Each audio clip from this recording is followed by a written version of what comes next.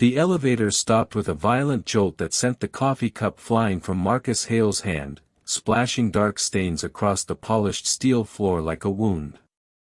The lights flickered once, twice, and then froze in a cold, sterile glow.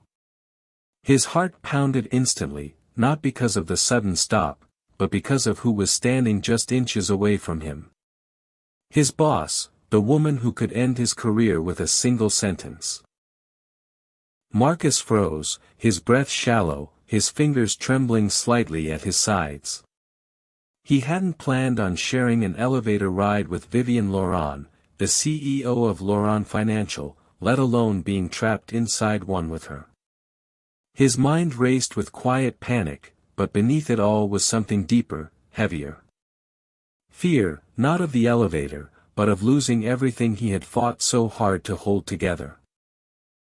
Before we continue, if you believe in kindness, second chances, and the quiet strength of people who refuse to give up, please like this video, share it with someone who needs hope, comment your thoughts, and subscribe to Kind Soul Stories.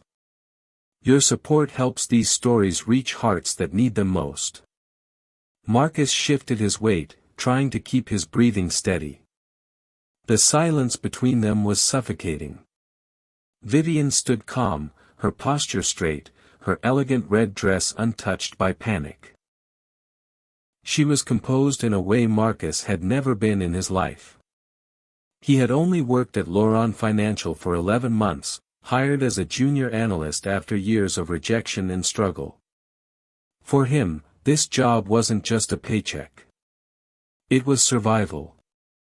3 years ago, his wife Alina had died in a late afternoon car accident on a bright, ordinary day that had begun with laughter and coffee and plans for their daughter's birthday. One phone call had turned his life into something unrecognizable. Suddenly, Marcus was a single father to a 5-year-old girl named Nora, who still asked every night when mommy was coming home. He remembered the nights he had sat beside her bed, unable to answer, holding her tiny hand while his own heart quietly shattered. He had almost lost their apartment. Bills had piled up faster than he could manage. He worked nights delivering food, mornings at a warehouse, and afternoons sending out resumes that rarely got responses. He had lived in constant fear, fear of eviction, fear of failure, fear of disappointing the one person who still looked at him like he was her hero. Laurent Financial had been his miracle. But miracles, Marcus had learned, could disappear. The elevator gave a soft mechanical groan, then went still again. Marcus avoided eye contact, staring instead at the blinking emergency light. He knew who Vivian Laurent was. Everyone did. She was brilliant, respected, powerful. People whispered about her sharp instincts and colder expectations. She demanded excellence, and Marcus always feared he wasn't enough. He wondered if she even knew his name. His mind drifted to Nora again. That morning, she had hugged him tightly before school, her small arms wrapped around his waist. She had smiled and told him she was proud of him. Those words had stayed with him all day, like armor protecting a fragile heart. Minutes passed slowly. The air felt thicker. Marcus wiped his palms against his trousers, trying to steady himself. He hated elevators. He hated tight spaces. But more than that, he hated feeling powerless. Then something unexpected happened. Vivian Laurent turned slightly toward him. Her expression softened. Not the distant professionalism he had seen in meetings, but something human, something tired. She stepped closer, her voice barely above a whisper. She said she knew who he was. Marcus' heart skipped. She said she had seen him before. Not in meetings, not in reports, but outside on the sidewalk early. One morning, he had been kneeling beside his daughter, fixing the strap of her worn pink backpack. He had smiled at her in a way that wasn't broken, wasn't defeated. It was full of love. She said she had watched him walk away afterward, his shoulders heavy, but determined. Marcus felt the ground shift beneath him. He hadn't known anyone saw that moment. Vivian admitted she had read his file afterward. She knew about his wife. She knew about Nora. She knew about the late nights he stayed at the office long after others left.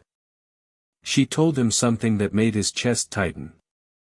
She said, strength wasn't loud. It was quiet. It was showing up every day, even when your heart begged you not to. Marcus didn't know what to say. He had spent so long feeling invisible that being seen felt almost unbearable. The elevator remained still, but something inside Marcus began to move. Vivian confessed that she understood loss more than people realized. Years ago, she had lost her younger brother. He had been her only family. After that, she buried herself in work, building walls so high no one could reach her. She had become successful, powerful, untouchable, but also alone, she said. Watching Marcus that morning reminded her of something she thought she had lost forever. Hope. Marcus' throat tightened. He had never imagined someone like her could feel the same emptiness he carried. He realized then that pain did not care about titles or wealth. It found everyone eventually. The elevator lights flickered again, and somewhere above them, machinery stirred. Help was coming, but neither of them moved because in that quiet space between floors, two broken people had found something unexpected. Understanding, Marcus felt something warm rise inside him. Something he hadn't felt in years. Not relief, not happiness, belonging.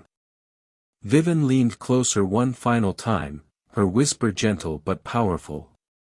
She told him he was doing better than he believed, that Nora was lucky to have him, that the world needed people like him. Marcus blinked rapidly, his vision blurring. No one had said those words to him before, not since Alina. A loud clang echoed above them. The elevator jerked, then slowly began to move. The moment was ending, but Marcus knew something had changed forever. When the doors finally opened, sunlight spilled into the elevator, warm and bright. Vivian stepped forward, then paused. She turned back briefly, her eyes meeting his.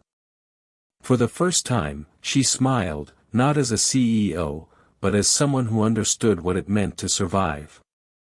Marcus stepped out into the light, his shoulders lighter than they had been in years. That evening, he picked Nora up from school. She ran into his arms, laughing, her joy pure and untouched by the hardships he carried. And for the first time since Alina's death, Marcus didn't feel like he was drowning. He felt like he was finally breathing again.